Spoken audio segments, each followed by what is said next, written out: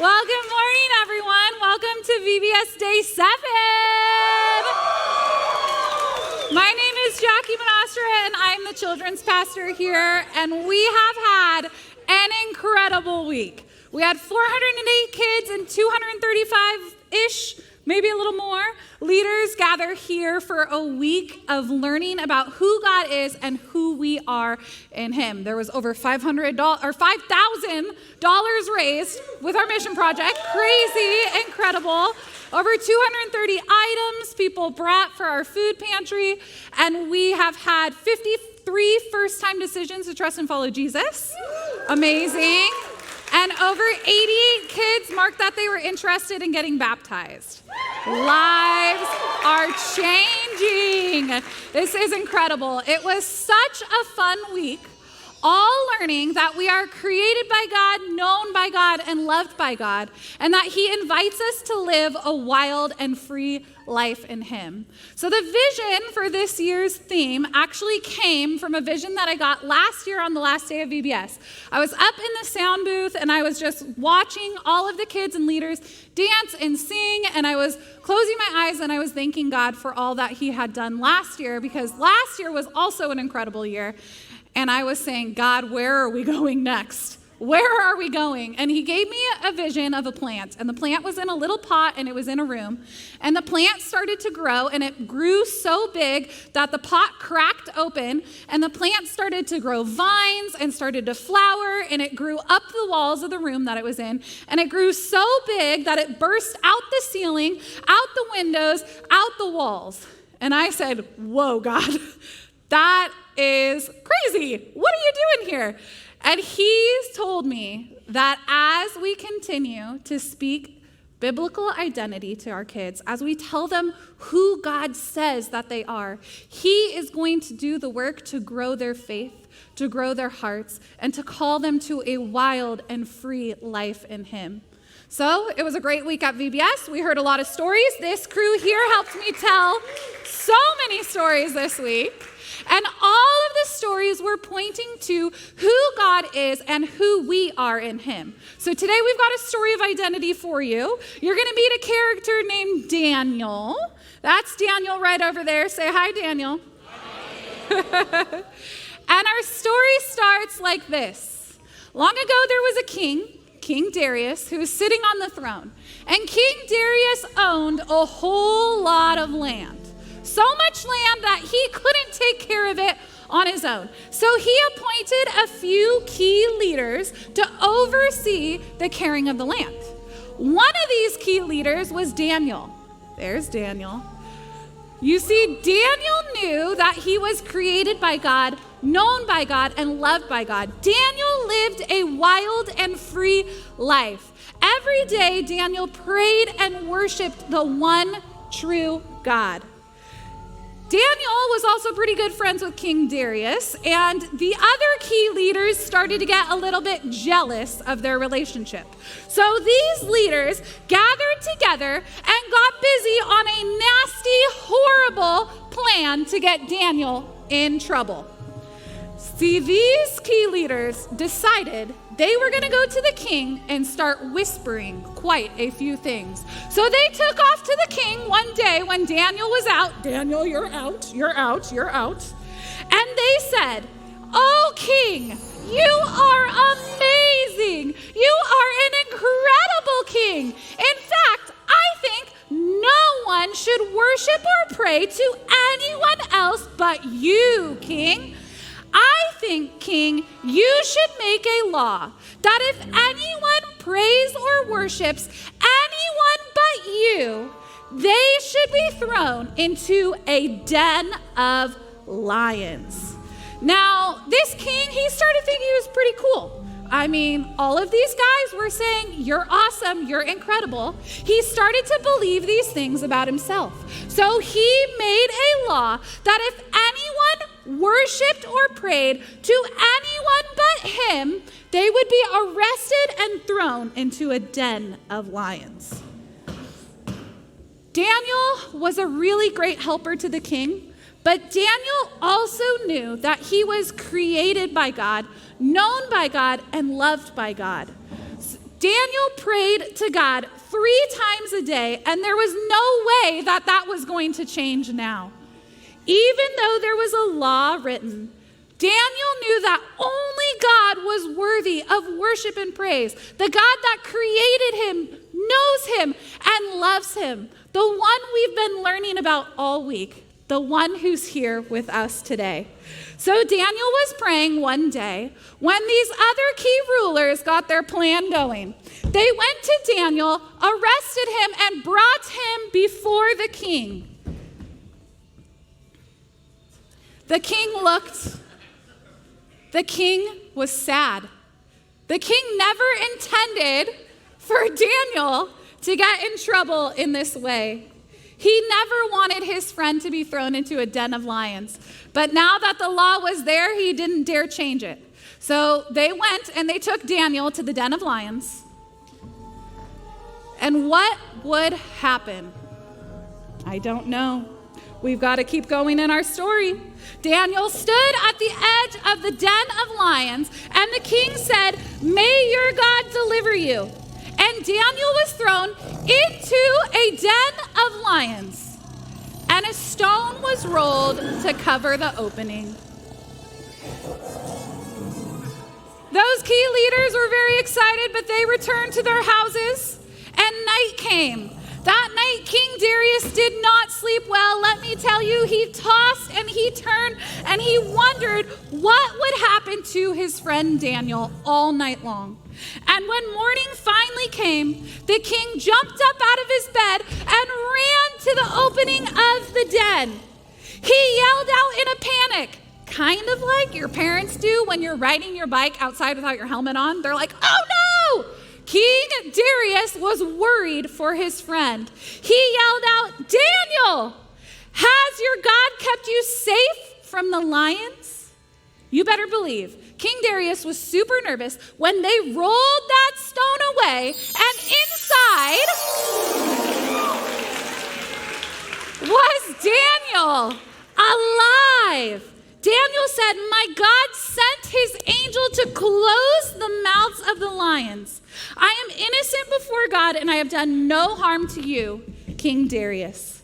King Darius was so glad indeed, that he created a new law, a law that said that the only God worth worshiping is the one true God, the living God, the God of Daniel, who knows people, who created people and the lions, and who loves us endlessly. Give my actors a round of applause. They did a great job. Excellent. You can find your way, and the lions. Come on out. Great job, lions. You see, I love the story of Daniel because we see that Daniel understood that he was created by God, known by God, and loved by God. And because of this, Daniel was able to live a wild, a bold life of freedom in God.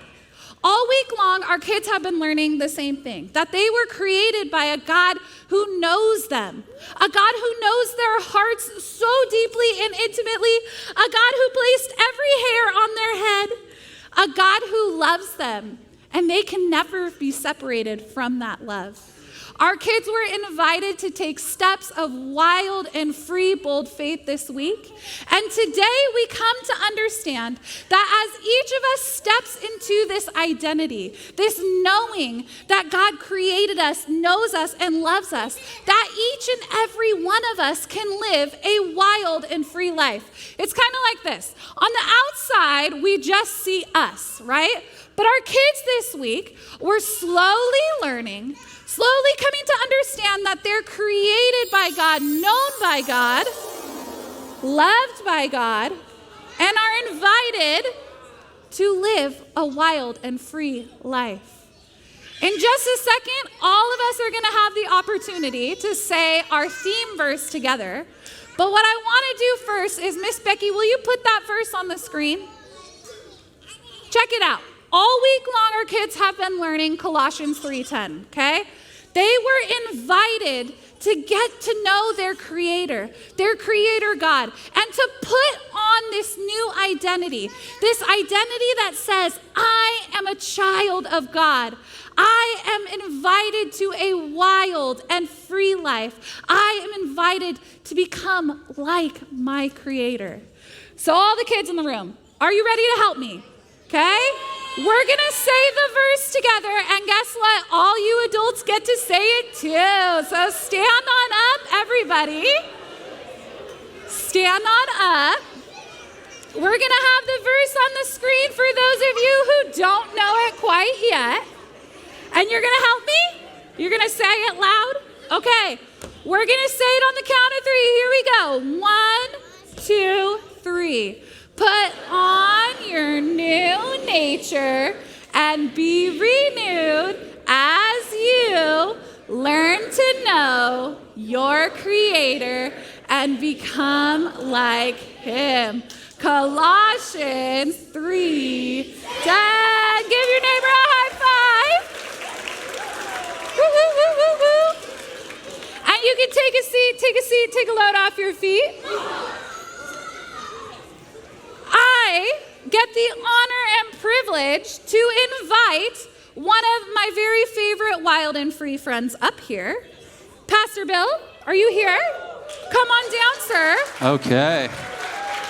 All right, so I got these last 8 minutes here to try to, so if you are a first of all, can we say thank you to Pastor Jackie for her incredible...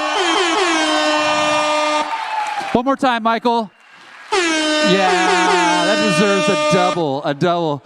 She, as you heard, she's been working on this for a year, not a week. She's been working on this a year. And can we say thank you to all the volunteers, all the folks in the Wild and Free shirts. So I don't know if you totally realize it. So the team, I mean, they've created this. They wrote it. They wrote the songs, the choreography, everything. In fact, did you know this? This is the 18th year that they've done this. Pastor Amy started this years ago. In fact, next Sunday, we want you here. It's going to be a special Sunday. We're going to celebrate. Pastor Amy has been here 20 years. 20. There we go. She deserves a double one as well. Hey, one thing, if you're here on this Sunday, some of you know this. You've been around Beachpoint long enough to know that what we're doing this week didn't start a year ago, didn't start 18 years ago. It started 54 years ago. 54 years ago, this church decided that it was going to be a church that cared about young people. It was going to care about youth and kids and young families. And to be honest, I'm one of the kids that was in the neighborhood that found their way into this church. My wife is one of the kids that was in the neighborhood who found her way into this church. And the commitment of people, a lot of those people are in their 80s, a lot of them have gone home to the Lord, but they made a commitment, and we are experiencing the absolute blessing of that vision. And you will see, we work from this idea to prioritize young people everywhere. So on a regular Sunday, you're going to see young people serving and leading and doing all kinds of things everywhere. That's just who we are. We don't want to replace you as parents. We want to come alongside you. We want to create partnerships. We want to be in this together with you. And so if you are a kids leader, a youth leader, a parent, a grandparent, an aunt or uncle, this Bible verse is for us, okay? This is for us so that we can bless our kids. It comes from Psalm 78. It says this. It says, we, and the we is us, the older folks, we are not going to hide these truths from our children. We're going to tell the next generation about the glorious deeds of the Lord, about His power and His mighty wonders. We're going to tell the kids and the youth, we're going to tell them about who God is and what He has done. Why are we going to do this? It goes on to say this, so the next generation might know them, and the children not yet born, they will turn and teach their children, so each generation should set its hope anew on God, or it says, put their trust in the Lord. Like, our hope is that we will pass the baton of faith. I know for Amy, I'm sure in some ways, watching this over 20 years, it's very sentimental because she's watching all these kids who are up here leading. They were all the little kids here in the front running up and doing all those things years ago. Watching in this service, all our youth who are leading, they were all, you know why they know all the hand motions? They've been doing them for years. This is who we are, and it's what I think makes this church so special. And so for us as the older folks, I'm going to give you one Bible verse that we've got to take to heart, and it's 1 Corinthians 11:1. And I want to encourage you to embrace this verse as a verse to memorize. It's very simple, but Paul simply says this. He says that you should imitate me just as I imitate Christ. Paul says, as a spiritual father to a church, he says, look, watch my life and imitate me as I'm learning to imitate Jesus myself. And this is what we as parents, as grandparents, as kids leaders, as youth leaders, as aunts and uncles want to say to the next generation. We want to be able to say, hey, watch me, imitate me just as I am learning to imitate Jesus himself. And Peter says this, that we are to walk in Jesus' steps, walk in his footsteps, do like him. John says if we really know him, we will walk like he did. And so, like it or not, guess what? Our kids are going to imitate us. They are going to take on our traits. There's going to be things they're going to imitate. And so when we commit ourselves to imitating Jesus ourselves, this is one of the biggest blessings we get. Watch, let me demonstrate it this way. Kids, we did this a few times. But remember, we'd put some of the pictures of animals up on the slides up here, and you guys were supposed to make the animal sounds or make the animal, like, do what an animal does. So I want you to try to imitate the animal you see on the screen in a second, but I want you to turn and face your parent, your grandparent, whoever you're sitting next to. I want you to turn and face that person, and I want you to try to imitate what you see on the stage or on the screen. Ready? Here's the first animal. When you see it, start imitating it.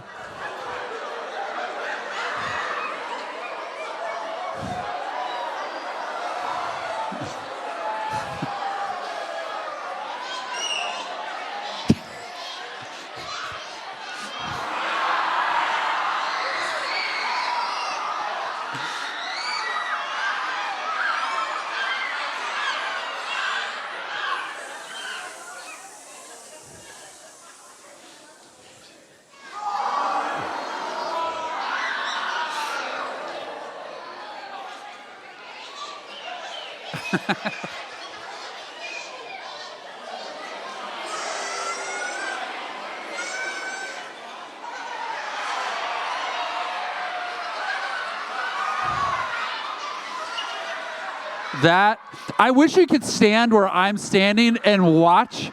Honestly, there's so much footage of you guys that I could use for embarrassment later.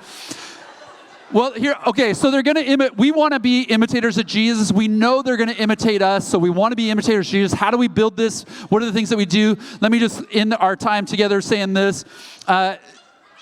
We've been living in the jungle this week, the environment of a jungle, and my friend wrote a book about being a spiritual parent, and she says you got to think about the different environments that you're going to create. One of those environments that we think well about is the home.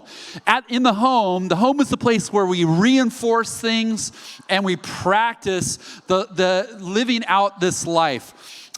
This is a place where we develop strong roots for our kids in their faith and the kind of virtues we want them to live out. This is where we help create an environment of correction, where there's grace, there's modeling. But one of the most important things in this environment is we create an environment where we know that God is with us. That God doesn't live here at 17415 Magnolia, but he is with us wherever we are. So I just went on vacation with my family, and we did some crazy, crazy stuff. My wife says we don't do vacation. We go on trips. And so we climbed waterfalls. We jumped off waterfalls, 8 feet, 18 feet, 40 feet. We rappelled down different waterfalls. One was 150 feet. We river rafted. We scuba dived. We did all these things. And people ask me, what was your favorite part of the trip? And I said, I know this is gonna sound lame, but my favorite part of the trip was talking with my kids. And they said, oh, that's interesting. I'm like, you don't understand, like, this was the dream. When we were pregnant with our first son, Andrew, I had totally thought, someday what I hope is that my kids, when they're adults, they'll want to spend time with me, not just because they have to.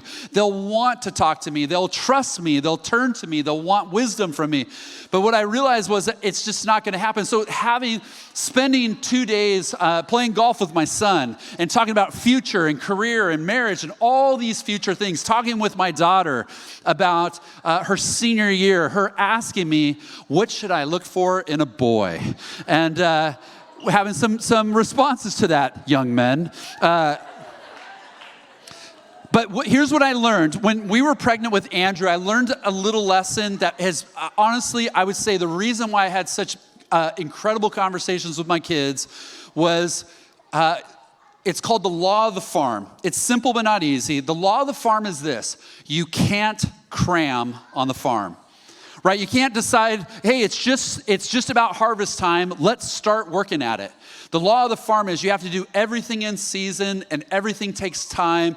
And so I decided when we were pregnant with our first kid that I was going to start making habits and working on things. When my kids were born, making decisions, lots of small decisions along the way so that we would have that relationship. Let me encourage you to really think about the life you build in your home. Second, think about the life you build in the church. The second environment is the church, and the church is where we have community. We grow roots and home, but in the church, what you have is like the redwoods, where all the roots become intertwined. There's a strength of being together in things. And here, we will do things to equip you. Some of you guys got this probably when you picked up 2 Sundays ago, you picked up your VBS, or last Sunday, you picked up your VBS stuff. And my guess is for many of you, you were so busy this week, you probably don't even know you have this. But find it, go back through it. There's tons of great resources of things you can talk about with your kids. Mitch, Sandra, Alex, they've written, I don't know, somewhere around 50 or more songs. Just in the last 4 albums, there's 22 original songs that they have written, and they're so incredible teaching us things. I was listening to all these songs last night when I was doing a prayer walk, and I was listening. I'd never realized this. I guess this is my fault, but I was listening to this song called The Middle, and I thought, what a great song. If your kid is going through a hard time, you should ask your child, hey, will you teach me the hand motions for the middle? It's a beautiful song of how God meets us in moments where we're afraid or we're going through a hard time. It's a beautiful song about the goodness of God. And all these songs teach so many things. So we're going to give you tools, but the other thing we're going to do, and as you saw, please come Wednesday to hear April. What a great thing. Make sure you sign up for it. But what we want to see is we want to be in partnership together. So here's my buddy Luca, who I get to hang out with every week. She comes in for a snack every week. She learned the memory verse. And Luca, you're 3? She's 3 years old. Watch Luca do the memory verse here. Put on your new nature and be renewed as you learn to know my Creator and become like Him. Colossians 3:10. Good job. And her mom asked her, Luca, how did you learn that? And she says, well, Jackie talks about it every day, so that's how I learned it. So there's a partnership where you see the church and the family doing it together. It's a beautiful thing that we want to see the roots. But the final thing is the last environment we've got to think about is the world. And this is where we are trying to show our kids that we're going to be different. The environment of the world is one in which we enter in, and it's not the world in which we are a part of. The Bible sometimes calls us aliens and strangers, that we're a part of something else. And one of the challenges of helping our kids survive out in the world is you take the image of a cocoon. We got a bunch of cocoons at our house right now, all these caterpillars that came. And you know, if you try to open the cocoon and let the caterpillar out or the butterfly out, you will actually not help the butterfly. And so helping our kids learn how to wrestle and struggle so that they can survive. We not only want our kids to have roots, but we want them to have wings. We want them to soar and fly. And so we have to think about, how do we live in this place? How do they become responsible and create environments where they learn responsibility and they're a part of making this world a better place? They're partnering with God in companionship. One of the unique things about this, about entering the world, is sometimes we have to recognize that this is not the place that we are at home at. So we were just scuba diving when we were on our trip. And I think I told you a couple weeks ago that we expected to see sharks on our scuba dive. And so about 5 minutes in, and our dive instructor does this. He makes the sign of a shark. He sees a shark. And so I'm kind of going slow, because I don't know what that means, but we come up on 3 sharks. They're about 5 feet each, 4 or 5 feet. And I know that they're white-tipped sharks. They're not gonna bite me or do anything. They're still a shark. So I think I got a video, we're coming up on them. And as you're coming up on it, you're a little, I was cautious coming up on one, because I'm watching one, but I gotta watch 2 others at the same time. And so they're just being somewhat. My wife, on the other hand, is a little different than me. She wanted to see how close she can get. In fact, you can see her right there. Here's her thumbs up. She comes right up to, there's a pregnant nurse shark. She gets as close as she can, gives the peace sign, gets a photo taken of her, because that's what Miss Kim does. That's how she lives. Right? You're trying to figure out how to live in this world well, where you can give the peace sign next to a shark. That's what we want to teach our kids. So this is it. We're in it with you. We're in it with you. Remember these words. We want to say to our kids, follow me as I follow Jesus. Imitate me as I imitate Jesus. So let's stand to our feet. Let's sing these final songs. Let's celebrate what a great week we've had.